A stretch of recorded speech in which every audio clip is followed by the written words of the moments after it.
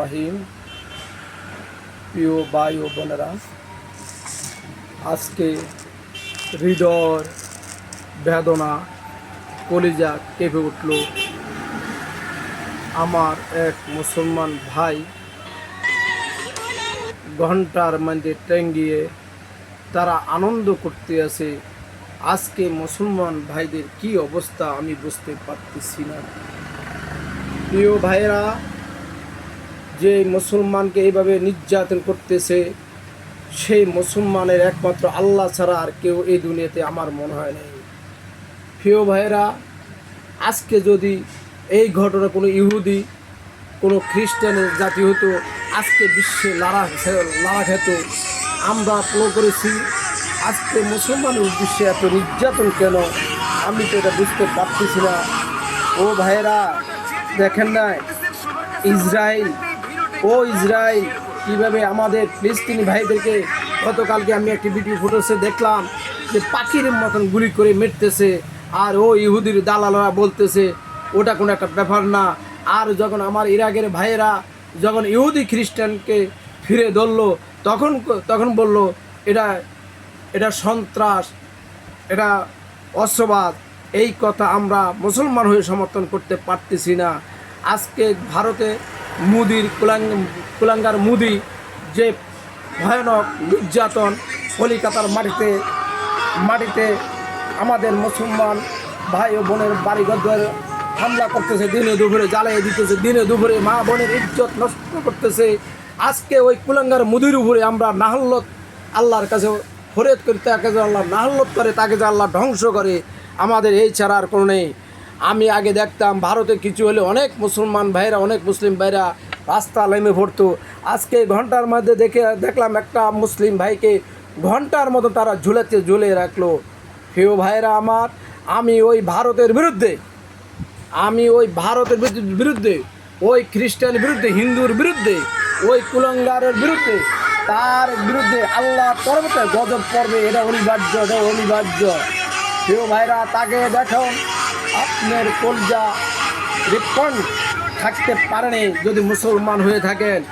আজকে যদি কোনো একটা হিন্দু পরিবার এদের অত্যাচার হতো, তাহলে এই দেশের মুসলমান ইহুদি সব দল মিলে এই কি হচ্ছে, আজকে একটা কোনো দল দেখলাম না মুসলমানের পক্ষ হয়ে একটা মিছিল মিটিং করতে। ওরা আবার কিনে বলে আমরা সবাই ভাই ভাই, এই দেশটাকে চালাতে চাই। আমার দেশে এত হিন্দু এত সুন্দর আনন্দ থাকতে পারছে, খ্রিস্টান থাকতে পারতেছে, ইহুদি থাকতে পারতেছে। আজকে আমার মুসলমান ওখানে কোনোভাবে থাকতে পারতেছে না।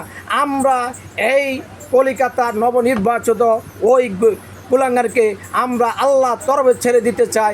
আমি যদিও রাজপথে না নামতে পারি, আমি ফেসবুকের মাধ্যমে ওই কুলাঙ্গার মুদিকে, যে গোবর খায়, যে মুদ খায়, তার মতো কুলাঙ্গার আল্লাহর তরফ থেকে তাকে শাস্তির বিধান হবে ইনশাল্লাহ। এই দুনিয়ার মাটিতে বাইরে যত রমে করি আমরা মুসলমান ভাই ভাই। আজকে আমি ইরাকের রাজাকে ধন্যবাদ জানাই।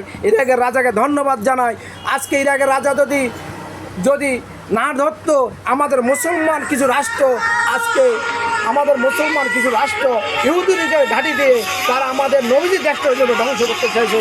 কিন্তু আমার ইরাকের ভাইয়েরা আমাদের নবীজি রাষ্ট্রকে নিরাপত্তার জন্য তারা অনেক অস্ত্র ব্যবহার করছে, কোটি কোটি টাকা তাদের ধ্বংস হয়েছে। কিন্তু মুসলমান যদি সুস্থ থাকে, মুসলমানের দেশে কোনো ইহুদির কোনো কাজ নাই, মুসলমান দেশে কোনো ঘাঁটি হতে দেব না। এটা হলো ইরাকের ভাষা, এটা আমাদেরও ভাষা। আমরা চাই ইরাক যেমনি প্রতিরোধ করতে পারে। আমি ইরাকের প্রধানমন্ত্রী মুস্তফা খামানি উর্ফে আমার আস্থা বিশ্বাস আছে। আপনি কলিকাতার দিকে তাকান, মুসলমান ভাইদেরকে কেমনে রক্ত ঝরাচ্ছে, কেমনে ঘন্টার ভিতরে উলঙ্গ করে নাচাচ্ছে, কেমনে গুলি করতেছে। আমি খামিনির প্রতি অনেক কৃতজ্ঞতা থাকবে। ইরাকের কলিকাতার মুসলমান যদি তাকান, ভারতের মুসলমান যদি তাকান, আপনার সাথে বাংলার মানুষ থাকবে, মুসলমান যারা তারা থাকবে। ইনশাল্লাহ আপনার বিজয় হবে। আমরা এই মুসলমান ভাই বোনের ইজ্জত একমাত্র আল্লাহ একজনকে রহমত করে, আল্লাহ সবাইকে রহমত করে না।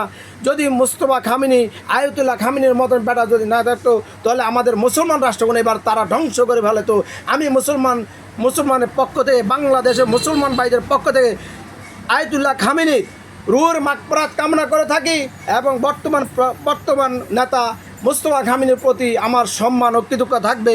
আপনি কলিকাতার দিকে তাকান, তারা মাত্র এক সপ্তাহ হয়নি আমার মুসলমান ভাইদের বাড়ি ঘরদুয়ার জালে তস নস করে বলেছে, কিন্তু আমরা কিছু জাহিল মুসলমান আঙ্গুল শুষতেছি।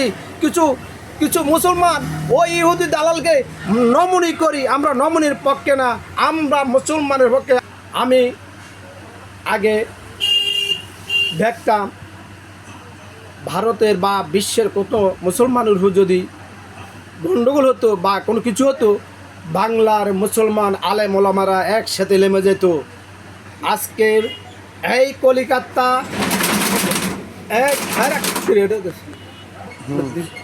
আমি বাংলাদেশের মুসলমান ভাইদেরকে বলতে চাই, আমরা এর ঘৃণা, এর প্রতিবাদ জানাতে প্রতিটা মুসলমানের প্রতি আহ্বান জানাবো। আপনারা মাঠে নামান, আমরাও মাঠে নামি। ওই মুসলিম ভাইদের পক্ষে আমরা তাদেরকে, যারা আমার মুসলমান পক্ষে এই নির্যাতন করতেছে মুসলমান উপরে, আমরা তাদের প্রতি একটু সমন্বিত হই এবং বাংলার বাংলার আলেম সমাজ আগে দেখতাম কিছু হলে মিছিল মিটিং হতো, আজকে আমার মুসলমান ভাইদেরকে উপরে হামলা করতেছে। আমার বিন্দু কোনো আলেম সমাজ আজকের এই পর্যন্ত একটা মিছিল মিটিং করে নেয়, না করেছে সুন্নি, না করছে ওয়াবি, না করছে কওমি, কেউ তো করতেছে না। তাহলে আমরা কিসের মুসলমান দাবি করি? আমরা তার প্রতিবাদ এখনও কলিকাতার মা বোনদের উপরে নির্যাতন চালাইতেছে, আমরা বুকে তো চাঁদা রক্ত থাকে, আমিও নামবো, আপনিও নামেন, সবাই নেমে আমরা একটা মিছিল দেই ইনশাল্লাহ ভারতের বিপক্ষে। ওই কুলাঙ্গার নতুন প্রধানমন্ত্রী যে মুখ্যমন্ত্রীর বিরুদ্ধে আমার মুসলমান ভাইরা যে হেফাজত থাকে, আমরা বিশ্ববাসীকে দেখাই দিই। সবাইকে ধন্যবাদ। আসসালামু আলাইকুম রহমতুল্লাহি ওয়া বারাকাতুহু।